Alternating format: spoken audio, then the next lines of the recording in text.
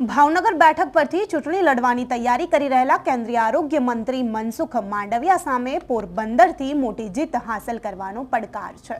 રાજકીય વર્તુળોમાં ચર્ચા છે કે સ્વર્ગીય વિઠ્ઠલ રાદડિયાના પુત્ર જયેશ રાદડિયા આ બેઠક પરથી લોકસભાની ચૂંટણી લડવા માંગતા હતા। સૂત્રો અનુસાર પ્રશાંત ગોરઠ પણ નારાજ દેખાઈ રહ્યા છે। ત્યારે આવો જાણીએ વિડીયોમાં કે મનસુખ માંડવિયાને ટિકિટ મળતા ભાજપના નેતાઓ તો નારાજ દેખાઈ જ રહ્યા છે, પરંતુ કયા સમીકરણો છે જે માંડવિયાને નડી શકે છે। નમસ્કાર, હું અમરીન અને તમે જોઈ રહ્યા છો નિર્ભય ન્યૂઝ। ભાજપની પ્રથમ યાદીમાં નામ જાહેર થયા બાદ કેન્દ્રીય આરોગ્ય મંત્રી મનસુખ માંડવિયાએ પ્રચાર શરૂ કરી દીધો છે। ગુજરાતની પોરબંદર બેઠક પરથી ભાજપે કેન્દ્રીય આરોગ્ય મંત્રી મનસુખ માંડવિયાને મેદાને ઉતાર્યા છે। આમ આદમી પાર્ટીએ કોળી સમાજમાંથી આવતા ઉમેશ મકવાણાને પોતાનો ઉમેદવાર બનાવ્યા બાદ પાર્ટીએ તેમને પોરબંદર બેઠક પરથી મેદાને ઉતાર્યા।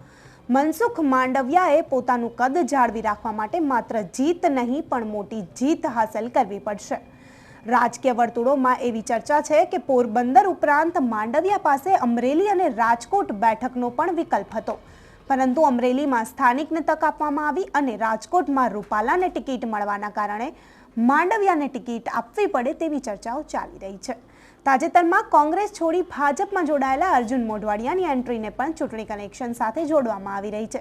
રાજકીય વર્તુળોમાં એવું કહેવામાં આવી રહ્યું છે કે પેટા ચૂંટણીમાં તેમની જીતની સાથે માંડવિયાની જીતમાં મોઢવાડિયાનો પણ ફાળો હતો। જો ભાજપને મેર સમાજના મતો મળશે તો માંડવિયાનો માર્ગ સરળ જ નહીં પરંતુ તેઓ ઇચ્છિત માર્જિનથી પણ જીતી શકે છે।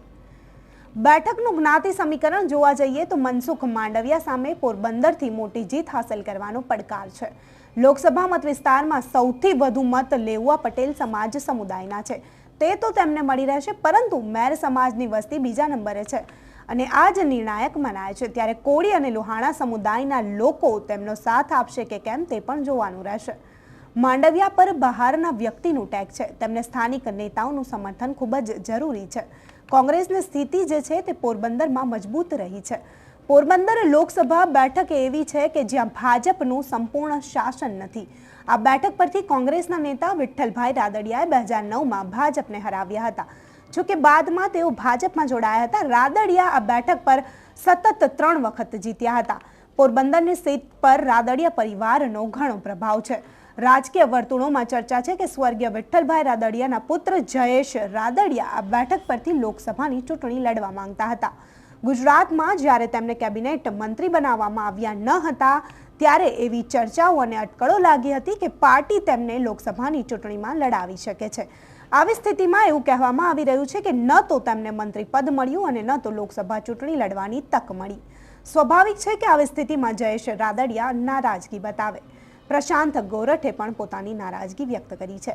તો હવે જોવાનું રહેશે કે નેતાઓની નારાજગી અને જ્ઞાતિના સમીકરણ વચ્ચે મનસુખ માંડવિયા ચૂંટણીનો જે પડકાર છે તે કઈ રીતે ઝીલશે। આ રિપોર્ટ તમને કેવો લાગ્યો તમને કમેન્ટ કરીને ચોક્કસથી જણાવજો, તથા અમારી ચેનલ નિર્ભય ન્યૂઝને લાઇક, શેર અને સબસ્ક્રાઇબ કરવાનું ભૂલતા નહીં। આભાર।